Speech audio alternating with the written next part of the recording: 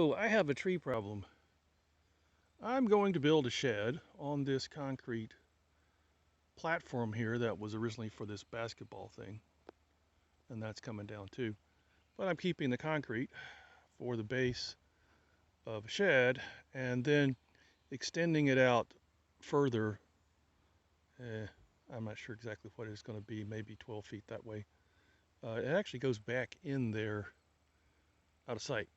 And I've got to cut all this overgrowth that's I've just let go here and organize these tractor parts. But as I was cutting here, and you notice I have done some work with the DR power mower and then limbs here and whatnot, and that's about ready to run the DR through that area all back in here and move this out of the way. I ran across this big, long, dead pine that's caught in this, that's a poplar, yeah, caught in this poplar up there. And yeah, that's like the classic widowmaker. You mess around with that and it suddenly decides to snap off up high and dumps on you. So I've been thinking about this for a couple of weeks now, ever since I run into this thing. And I think the first deal I'm going to try, and you can see sort of between the other trash up in here, that you see it's all rotten and long dead and kind of scary to deal with. So what I think I'm going to do is get some collection of straps and chains and whatnot and start them here and go way out there, as many lengths as I can come up with. And then I'm going to cut through this thing down low at the base about halfway, and those cuts are going to be from the back side, this wanting it to go that way, and then go up as high as I can reach safely with the saw and make another cut from the back, and then come down between those two and cut from this side back. And they may be somewhat of a notch because I don't want my chainsaw blade to get caught up in the tree. That's a pain in the butt getting that out. So once I've got I've got a section that's cut here and cut down here and has a cut here. I'm going to wrap that strap or chain or whatever's closest to it and choke it up, and then go out there and hook it to my little tractor. And that tractor weighs, it's a Farmall Cub, but it still weighs, what, 1,500, 1,800 pounds, and back up and give it a snatch. And that should jerk that, well, it's dead and it's brittle. That should jerk that section out, and the tree will drop about 4 feet straight down, and I hope the pull will bring the base out. Let me back up some more. Bring the base out so it does this number toward me. And if I get lucky, it may drop it out of the embrace of the tree that's holding it up. If I get lucky. If not, I may have to put the chains back up on it and get something heavier like the truck and just, keep pulling on the bottom, drop it down, cut it off, pull on the bottom, drop it down, cut it off. Well, it's going to take a little while to rig that up, so I will be back.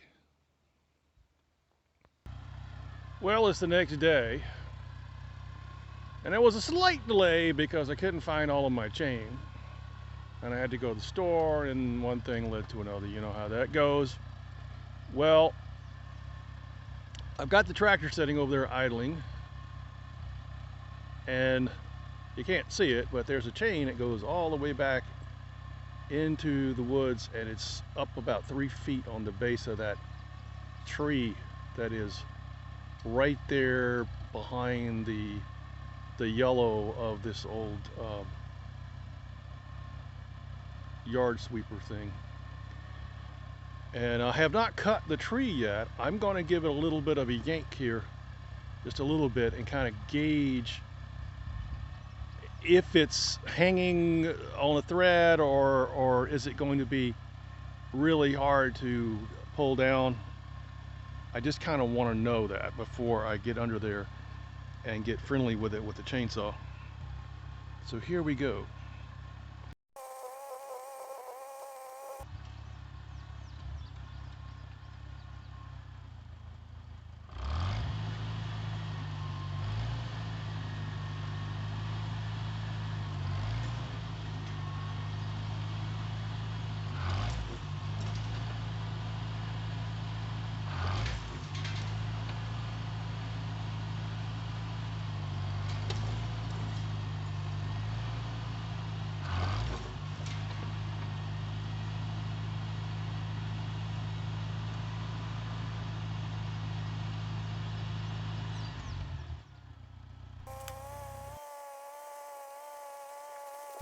Okay, my conclusion is that sucker is a lot stronger than it looks, although it's completely dead and dry. No telling how many years it's been dead. You can see all the dead branches sticking through in that area. So I reckon what we're going to do is break out the chainsaw and put some careful cuts in it. And I'm hoping this will be enough to crack it once I do that.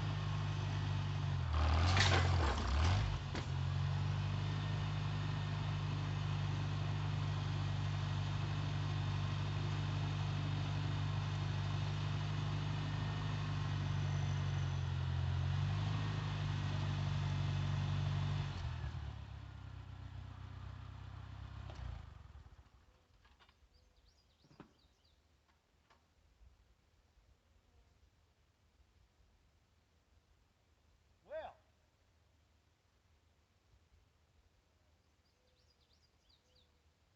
need to catch my breath.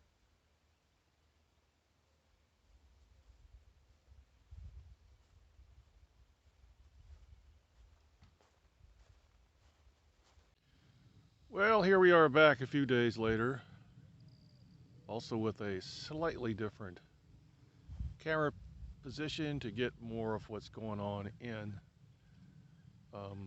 So there was a bit of a delay caused by the chainsaw having an issue. The old rotten primer ball thing. Those things don't really last very long. So this past weekend I had to go, get a primer bulb, do a whole bunch of other things too, and then change the bulb on the saw so the saw's reliable again. I really can't have the saw cutting off on me and being hard to start while I'm doing this. So let me get back in here and nibble away at that tree a little bit more. So I'm getting to the point of being extra nervous here because this thing is turning out to be a lot stronger than I thought it was to begin with. I've cut probably 3/4 of the way through the tree in the 3 places I talked about earlier in order to make a breakout section, and it still ain't giving. So here we go again with some extra cut depth and maybe a little back cut as well.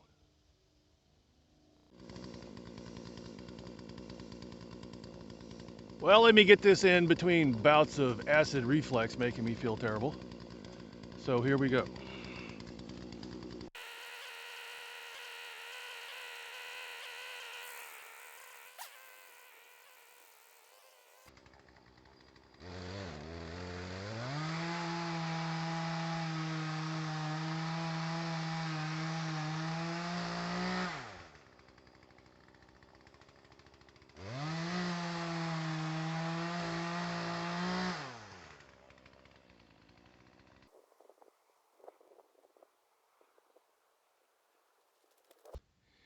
I cut it so deep I got really nervous. So I see the video's still rolling. So let me pause it and go warm up the tractor and give it a pull. Well, here we go. The tractor's warmed up, so I don't have to worry about the engine stalling, and got a little bit of drink of water. It's not as bad as out here as it was last week, though. Well, let's cross fingers and hope this thing pops this time.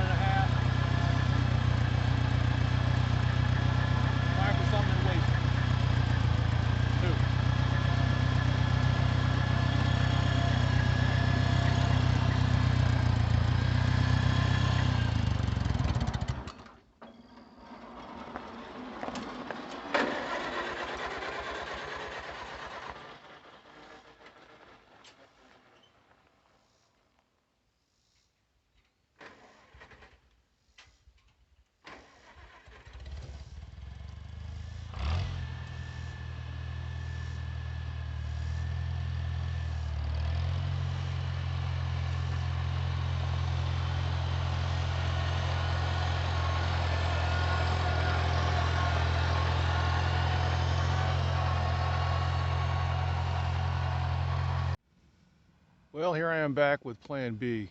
I guess we'll call this Plan B and not Plan C because it's Plan Buick. So it looks like I need a lot more mass because, well, the only thing that's holding the tree together is a couple of sections that are only a couple of inches thick. And I know if I tilt that center section just at least a little bit, it'll come, the pressure from the tree will crack it out. So I guess this is a slightly high risk situation here, but I'm just going to get the car rolling, not really fast, maybe about 5 miles an hour, and just see if I can follow through. But I don't want to do this multiple times. I want to just like hit it once hard enough and drive all the way across out of camera range without going into the field. Just go straight forward and get out of the way. So, well, cross fingers and let's see how this goes.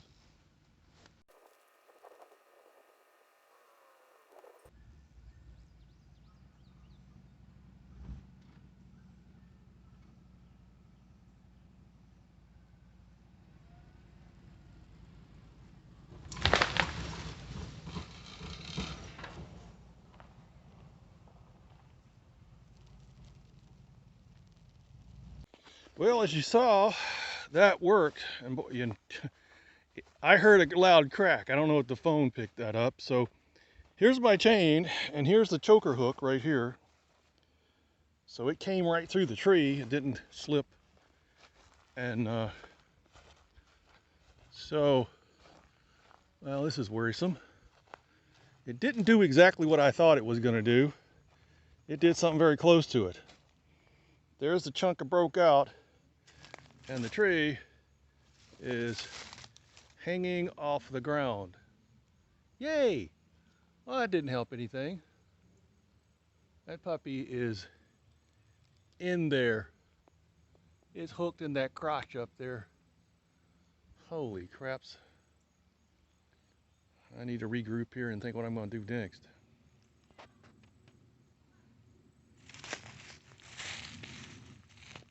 Yep, there's the stump. There's the bottom of the tree. Nothing in between it. Oh man. So here we go again. I pulled out that bottom piece as I showed you, and I went back in there and put the slip chain up above the cut I made up high. It didn't break there. It broke off at the center cut and the bottom. Kind of what I expected, really. So I'm just going to take a wild-ass chance here that I can actually pull it down. And I'm not sure if you could see it, but right in there, the pine tree is hung over one of the oak branches that's coming almost straight at the camera.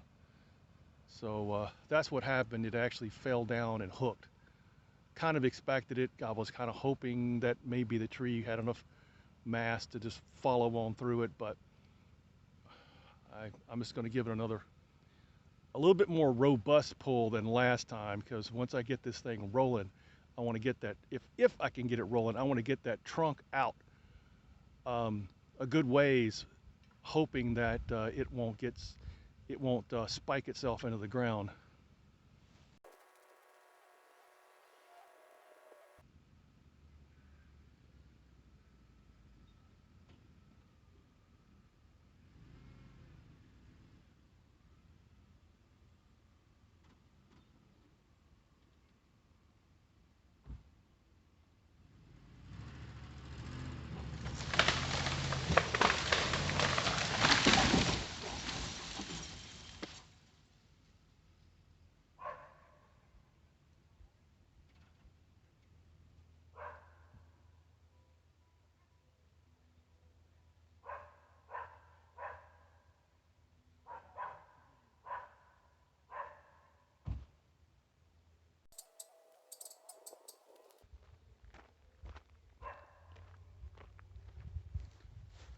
Nothing like brute force, huh? Let's get up here and take a look. Yeah, the car wound up over here. I just wasn't taking any chances, this all the follow through. In fact, in retrospect, it would have probably been better if I'd have gone a little bit faster. But here we go. I'm glad I choked it up as high as I did. I actually probably should have went a little higher just for insurance, but it worked.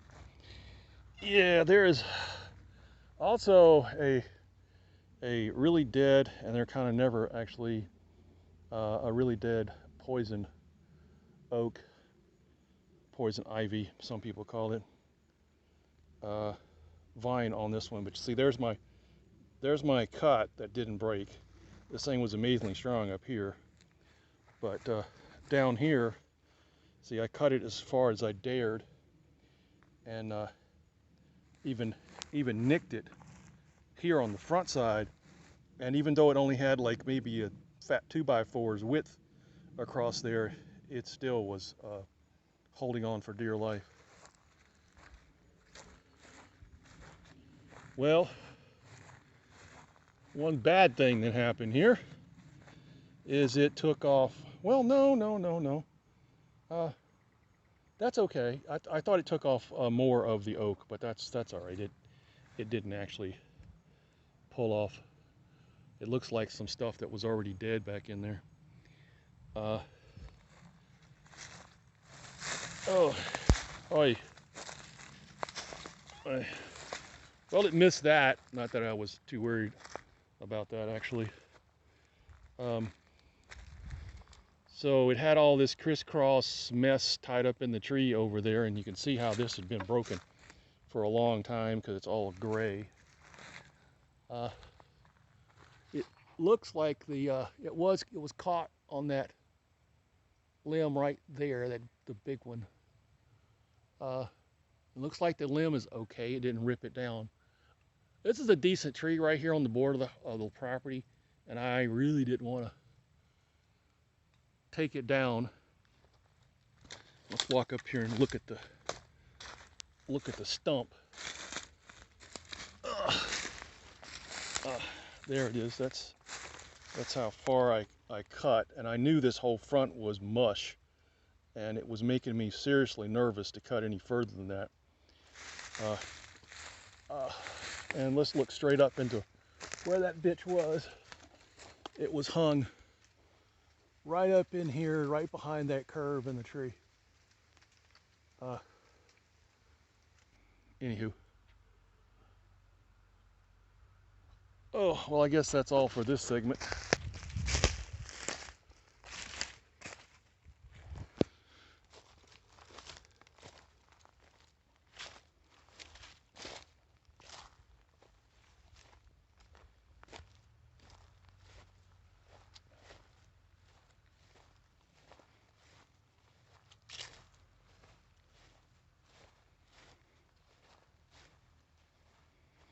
Now, let me get the chain off the car and put that 100 pounds of chain away.